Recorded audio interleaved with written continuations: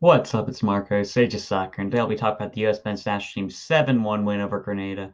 And before I get into this game, it's just going to state the obvious. We're not going to learn too much about this game. The level of opposition was extremely poor. A good amount of the players we were facing weren't even professionals.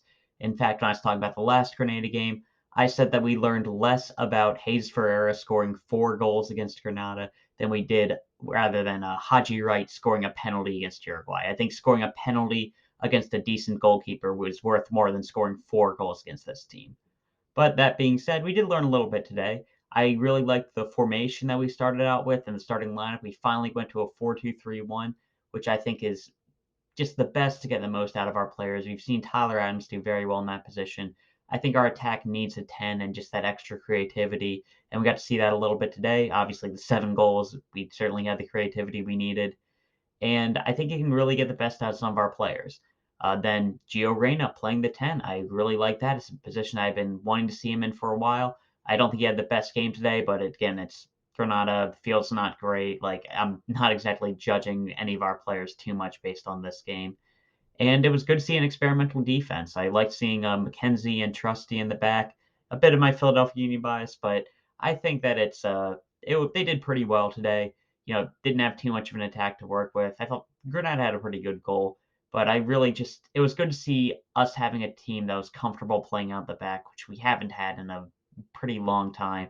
Trusty and McKenzie, they're definitely competent at doing that, and I'm glad to see them on the field.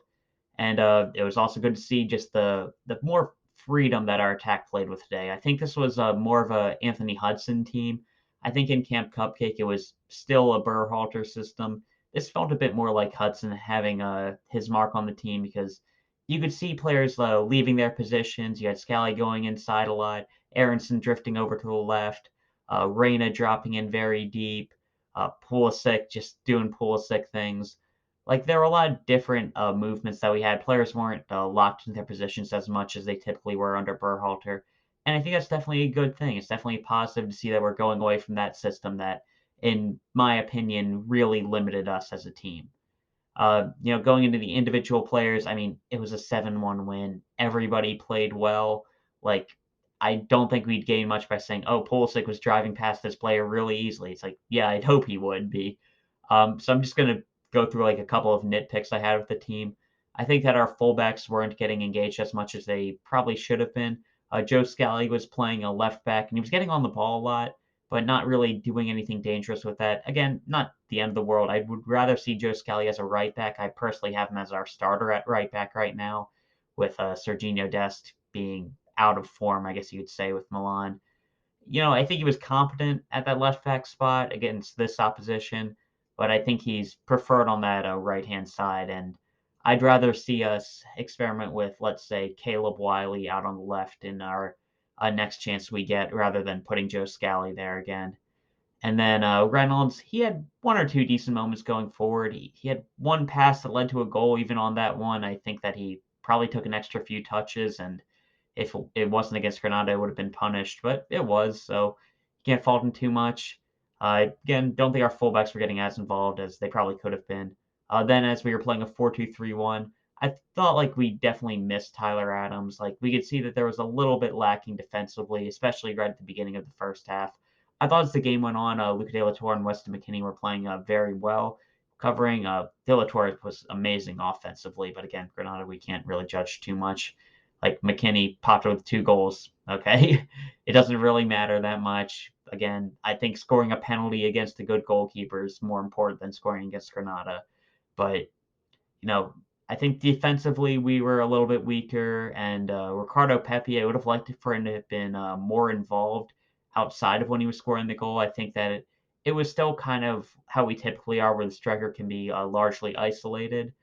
I don't think we really fixed that, but we were scoring so much, it's not too much of an issue. And lastly, I think our subs could have had a lot more of an impact. Zendejas came on and scored a goal. He was doing well, and I think Johnny Cardoso actually had a pretty good game. He didn't have too many involvements. He came on pretty late, but when Cardoso came on, he was really making things happen. And I don't know. I feel like I'd be comfortable starting him as like a 6 in the game against El Salvador. I'd be fine. I'd prefer it if we stuck with a 4-2-3-1, but I wouldn't be mad if we gave Cardoso a little bit of time. And that's about it for how I feel about the players. I mean, it was a good game. Pepi had a good goal for Pulisic cross. Aaronson had a really nice goal dribbling past some players. McKennie two off of set pieces. Set pieces, good to be scoring off of them, but again, I think that's more down to the opposition than us. McKennie had his first goal was a really athletic, just got a good volley off there. Then Pulisic was able to get his goal. Luca had a really nice pass in for Pepi for the next one. And then Zendejas scored a really nice left-footed curling shot. But, good performance. I mean, obviously, we did what we were expected. I said my expectation was winning by 5, and we did it. I mean, we probably a little bit disappointed we conceded, which is really weird for me to be saying this, but like, oh, we only won 7-1, which it just speaks to the expectations we have of this team. I think we're doing extremely well as a program right now, and there's nowhere to go but up. And that El Salvador game is going to be really fun. We drew them last time, but I think that was more us drawing the elements, not really El Salvador. Which, to be fair, I think that's a bit of payback for us after we scheduled that one game in the freezing temperature where Matt Turner actually got frostbite, which we confirmed he did get frostbite that game. And looking forward to that El Salvador game. I think we switched the team around a little bit. I'm hoping we'd put a Scally out on the right, but it'll probably be Dest coming back in there. Jedi's definitely going to start on the left. Hopefully, we get Tim Ream back into the lineup.